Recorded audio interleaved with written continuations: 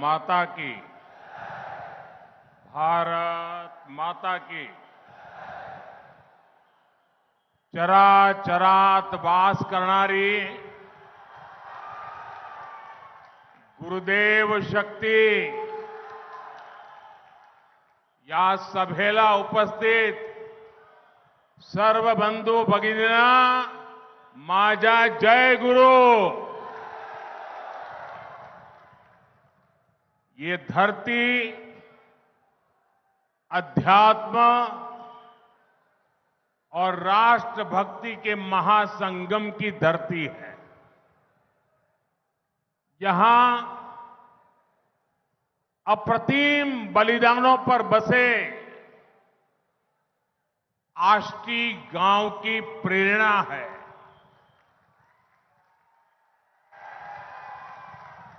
राष्ट्र संत तुकडोजी महाराज, गाडगे महाराज, लालूजी महाराज, तेलंगराय महाराज, संत मायबाई, आड़कूजी महाराज, ऐसे कितने ही अनगिनत महान संतों के आशीर्वाद यहां मिलते हैं।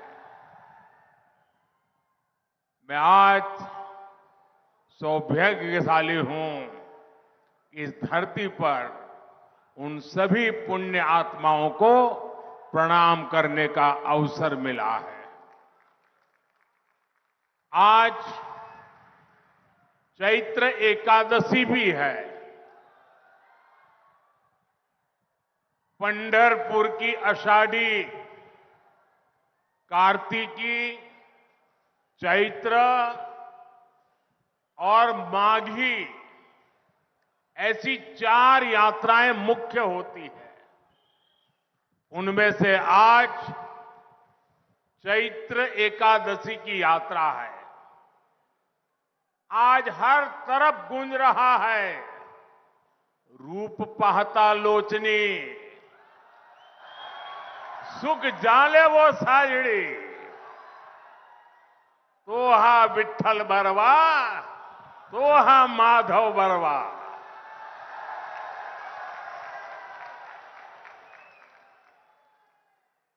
ऐसे पुण्य पर्व काल पर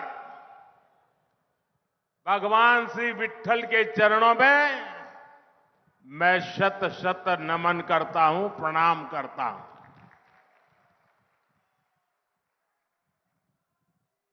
मैं गुजरात में पैदा हुआ तो स्वाभाविक है कि वर्धा और अमरावती से एक विशेष नाता भी रहता है। पूज्य बापू गुजरात की धरती में पैदा हुए और वर्धा उनकी कर्मभूमि रही है।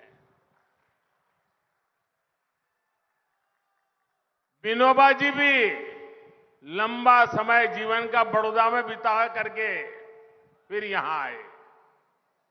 साथियों, 2024 का ये चुनाव विकसित भारत, आत्मनिर्भर भारत के सपने को पूरा करने का चुनाव है। ये सपना आजादी से भी पहले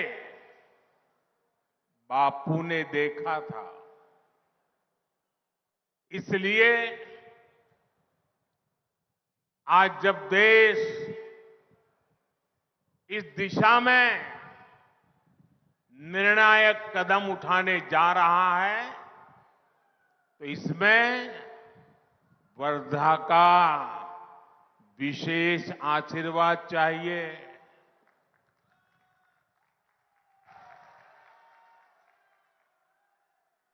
आज इतनी बड़ी संख्या में आपकी उपस्थिति, वर्धा और अमरावती का ये प्रचंड समर्थन, ये बता रहा है कि विकसित महाराष्ट्र और विकसित भारत का लक्ष्य दूर नहीं है। और मैं देख रहा हूं जितने लोग अंदर हैं उससे ज्यादा लोग वहां बाहर खड़े हैं।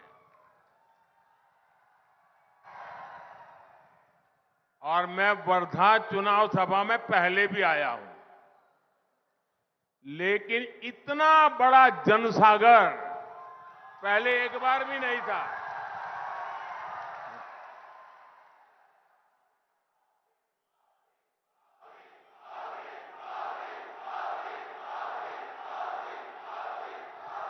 आपके आशीर्वाद भी बढ़ रहे हैं, आपका प्यार भी बढ़ रहा है। और इसलिए आज पूरा महाराष्ट्र कह रहा है, फिर एक बार, फिर एक बार, फिर एक बार। साथियों, 2014 से पहले ये धारणा बन गई थी कि देश में कुछ अच्छा हो ही नहीं सकता। चारों तरफ निराशा, निराशा, निराशा। गांवों को लगता था कि गांव में बिजली, पानी, सड़क आ ही नहीं सकते। गरीब को लगता था कि उसे आने वाली कितनी पीढ़ियां बीत जाए, गरीबी से मुक्ति मिल ही नहीं सकती। किसान को लगता था कि बदहाली शायद उसकी नियति है, कितनी ही मेहनत क्यों न करे, भाग्य बदलता नहीं है। महिलाओं को लगता था कि उनकी तकलीफें कभी कोई समझेगा ही नहीं। लेकिन भाइयों बहनों, जिसको किसी ने नहीं पूछा, जिसको किसी ने नहीं पूछा, उसको गरीब के इस बेटे ने पूजा है।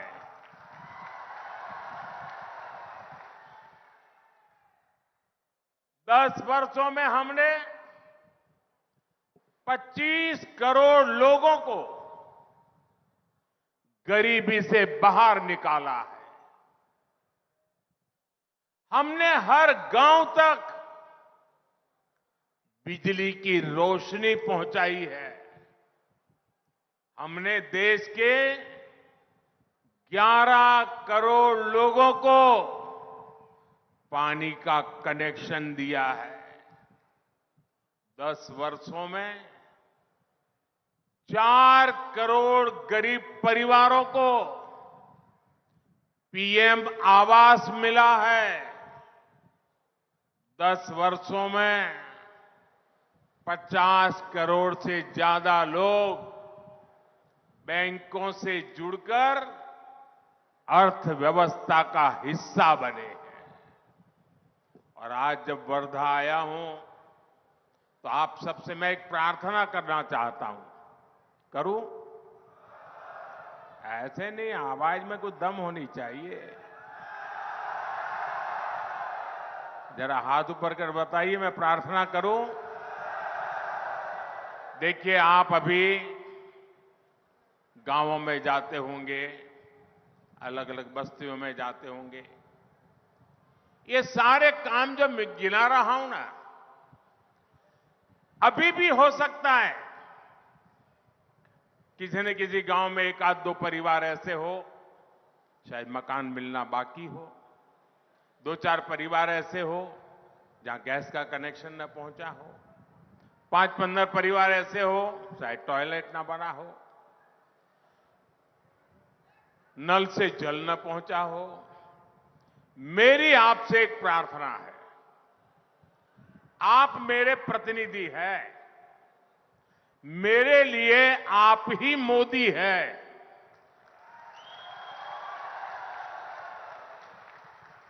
तो जब भी आप जाएं, और ऐसे लोग आपके ध्यान में आए तो उनकी सारी डिटेल लिख लीजिए और मुझे जरूर भेजिए और उनको कह दीजिए कि मैं मोदी की तरफ से आया हूं, मोदी की गारंटी लेके आया हूं कि जब मोदी तीसरी बार आएंगे तो तुम्हारा जो मकान बनना बाकी है वो पूरा हो जाएगा। तुम्हें जो नल से जल मिलना बाकी है वो आ जाएगा। तो मेरा एक काम कर दोगे, क्योंकि मुझे हर किसी की सेवा करनी है और आप मोदी बनके मेरी मदद करिए। करेंगे? साथियों, आज आत्मविश्वास से भरा ये देश अब मोदी की गारंटी देख रहा है।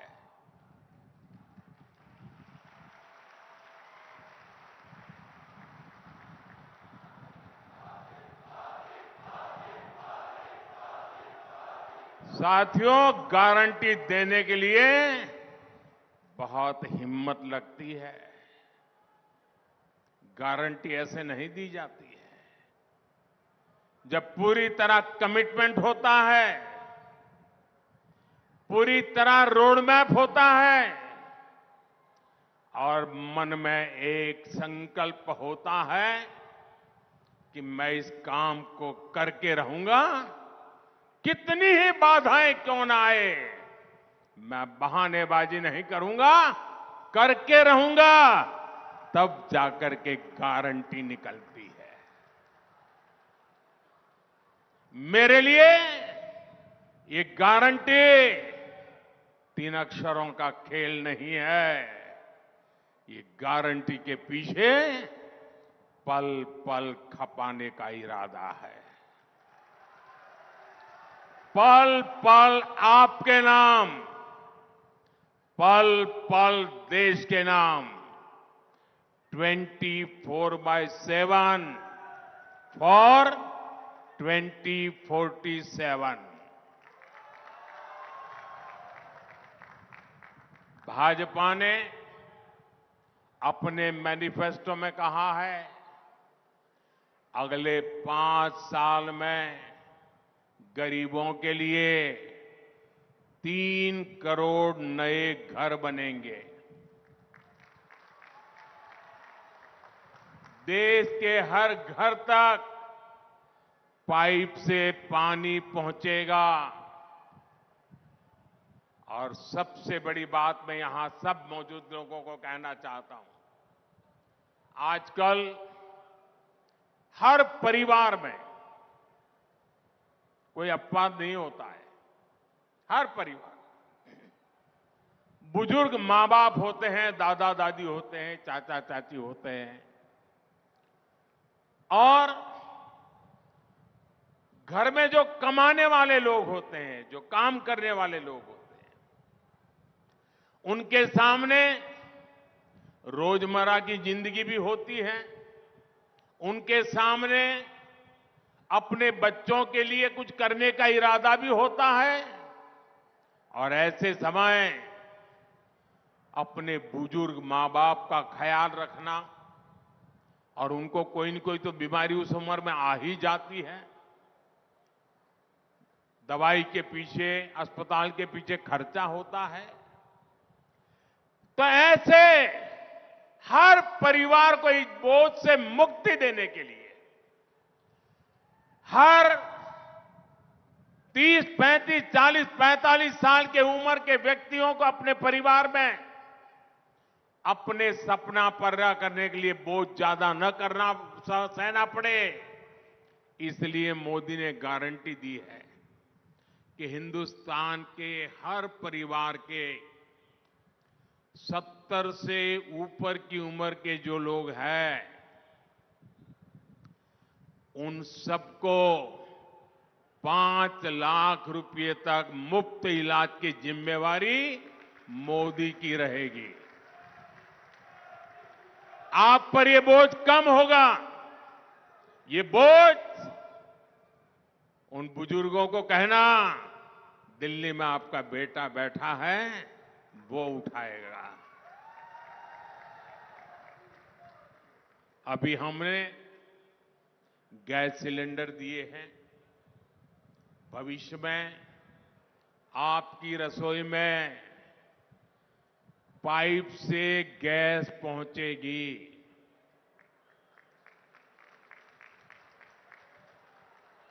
जैसे पाइप से पानी आता है, वैसे पाइप से।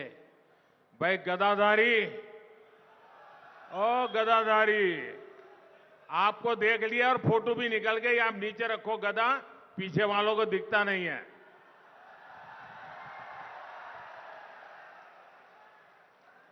बजरंग बली की जय।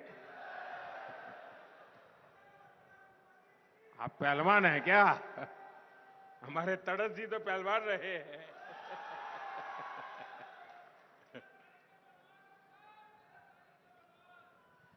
देश के कोने कोने में वंदे भारत जैसी आधुनिक ट्रेनें चलेगी और देश बुलेट ट्रेन का सपना भी पूरा होते हुए देखेगा। चंद्रयान देखा, अब गगनयान भी देखेगा। साथियों, विकसित भारत देश की हमारी माताओं, बहनों, बेटियों के सशक्तिकरण के बिना असंभव है। इन 10 वर्षों में हमने स्वयं सहायता समूहों का एक आंदोलन खड़ा करके महिलाओं की आर्थिक भागीदारी के रास्ते खोले। अकेले वर्धा में ही 1.5 लाख से ज्यादा परिवारों की महिलाएं स्वयं सहायता समूह में शामिल है। एनडीए सरकार ने बैंकों के द्वारा वर्धा की महिलाओं के लिए 1200 करोड़ रुपए से ज्यादा की मदद भेजी है। अब अगले 5 वर्षों में हम करोड़ों महिलाओं के स्वयं सहायता समूहों को नए नए क्षेत्रों में ले जाना चाहते हैं। आईटी हो, रिटेल हो, टूरिज्म में होम स्टे की बात हो, शिक्षा के क्षेत्रों की ट्रेनिंग देने की बात हो, हर नए क्षेत्रों में हम इन स्वयं सहायता समूह की बहनों को ले जाना चाहते हैं। हम 3 करोड़ बहनों को लखपति दीदी बनाएंगे। हम गांव-गांव में अपनी बेटियों को ड्रोन पायलट बनाएंगे और ये मोदी की गारंटी है।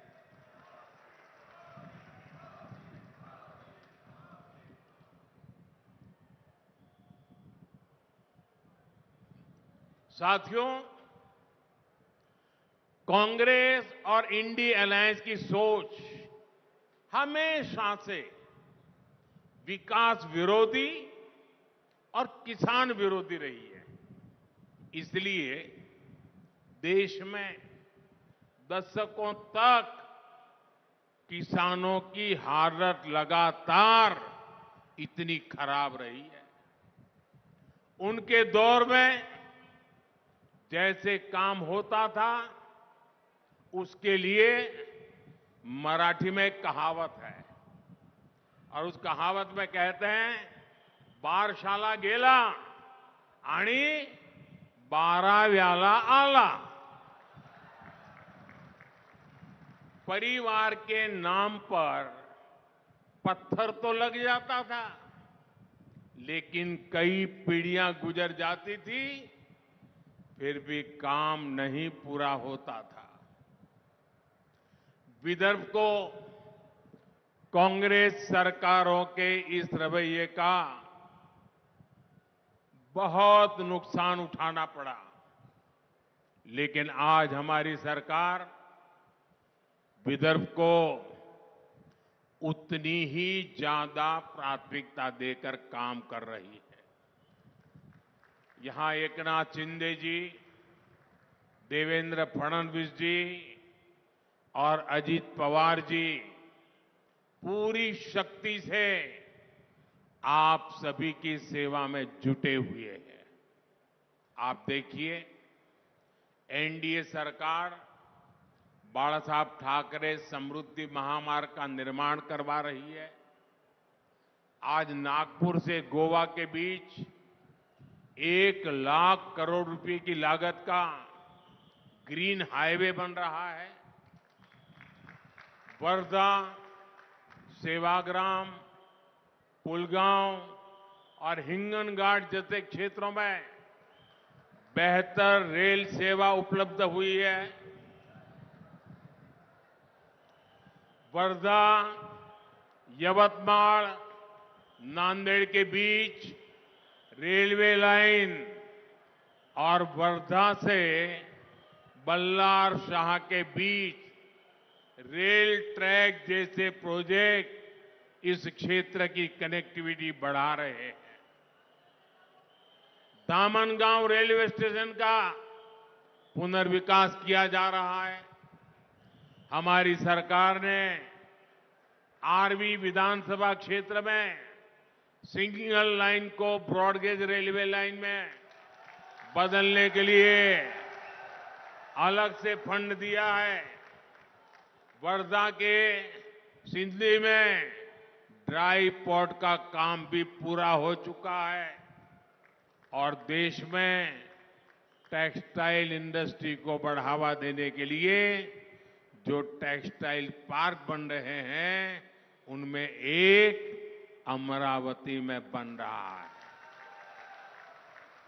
यानी विदर्भ अब पिछड़ेपन के उस दुष्चक्र से बाहर निकलेगा जिसमें कांग्रेस पार्टी ने विदर्भ को फंसा कर रखा था। इंफ्रास्ट्रक्चर और औद्योगिक पिछड़ेपन के कारण ही विदर्भ के किसानों को इतने दशकों तक आर्थिक तबाही से जूझना पड़ा है। ये हाईवेज, एक्सप्रेसवेज और रेलवेज हमारे इन किसानों की समृद्धि के महामार्ग बनेंगे। साथियों, वर्धा और अमरावती में सिंचाई की समस्या यहां किसानों के लिए कितने बड़े संकट का कारण रही है, ये हम सबको पता है। लेकिन पिछली सरकारों ने इस ओर कभी ईमानदारी से काम नहीं किया। 2014 में देश में ऐसी 99 बड़ी सिंचाई परियोजनाएं थी जो दशकों से अटकी हुई थी। इसमें सबसे ज्यादा संख्या महाराष्ट्र की सिंचाई परियोजनाओं की थी। ये एनडीए सरकार है जो इन्हें तेजी से पूरा करा रही है। अब लोअर वर्धा इरिगेशन प्रोजेक्ट और अमरावती का लोअर पेडी इरिगेशन प्रोजेक्ट किसानों के लिए वरदान बनने जा रहा है। इसके अलावा भी इस पूरे क्षेत्र में सिंचाई के लिए कई छोटे प्रोजेक्ट भी लाए जा रहे हैं। साथियों, हम समस्याओं के समाधान के साथ ही संभावनाओं के सृजन के लिए भी काम कर रहे हैं। हमने अमरावती के संतरे और वर्धा की हल्दी को वन डिस्ट्रिक्ट वन प्रोडक्ट के तहत अलग से पहचान दी है ताकि यहां के किसानों को इसका लाभ हो। किसानों की आर्थिक सहायता के लिए किसान सम्मान निधि का पैसा भी सीधे किसानों के खातों में भेजा जा रहा है। अकेले वर्धा में ही किसानों के खातों में भारत सरकार की तरफ से 300 करोड़ से ज्यादा रुपये भेजे गए और महाराष्ट्र में देवेंद्र जी और शिंदे जी की सरकार के द्वारा भेजे गए वो अलग।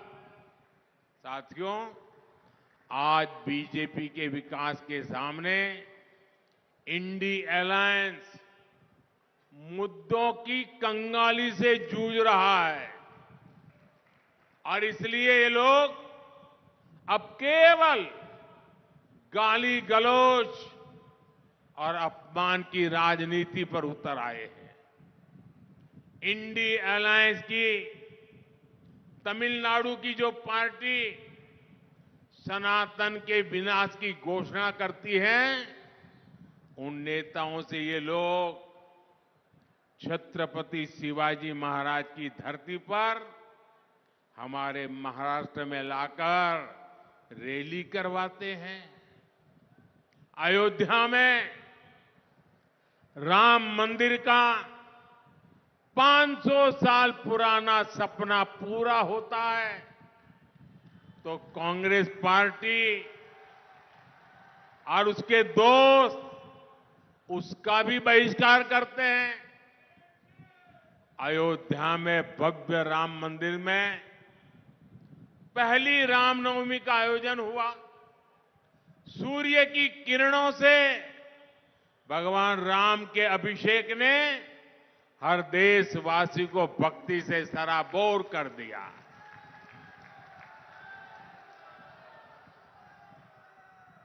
लेकिन इस इंडी गठबंधन के एक नेता ने कहा और जब सूर्य तिलक प्रभु रामलला को हो रहा था उस समय ये इंडी अलायंस के साथी ने क्या कहा, ये सब पाखंड है, पाखंड। ये कांग्रेस पार्टी और उसके साथियों का असली चेहरा है, असली चेहरा।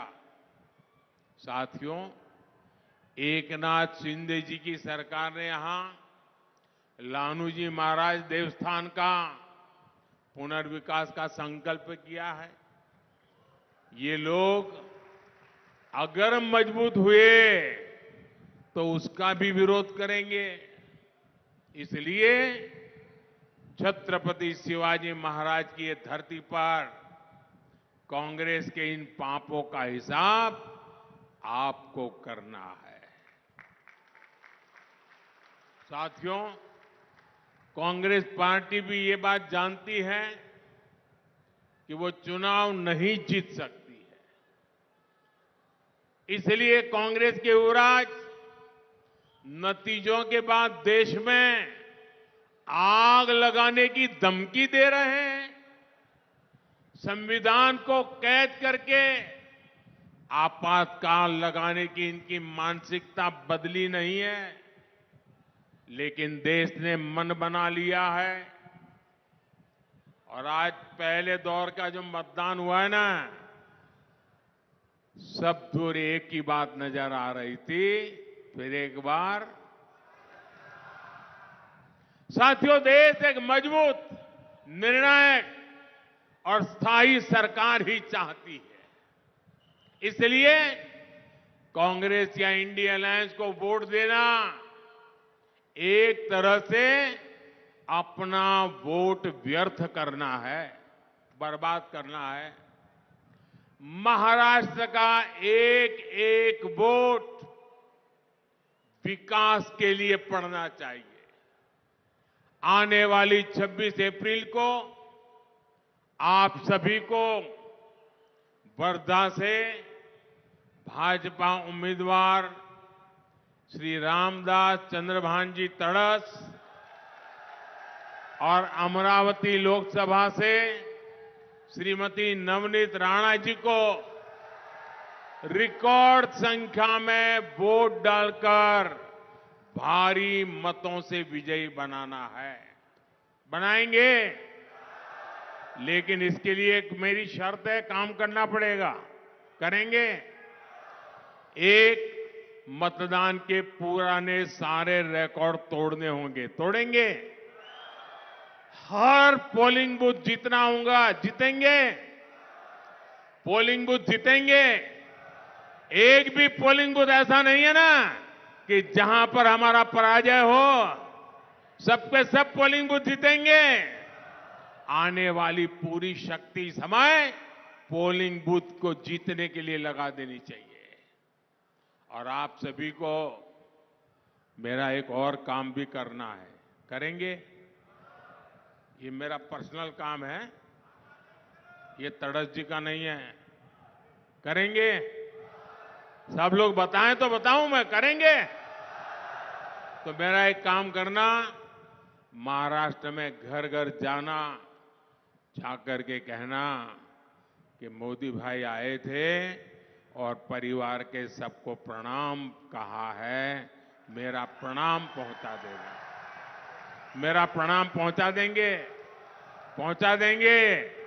जब हर परिवार में मेरा प्रणाम पहुंचेगा ना, तो परिवार के सब लोग मुझे आशीर्वाद देंगे।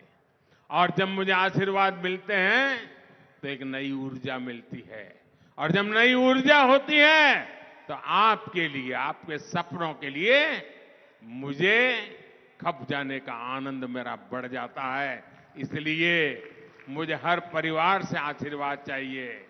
बोलिए भारत माता की। भारत माता की। बहुत बहुत धन्यवाद।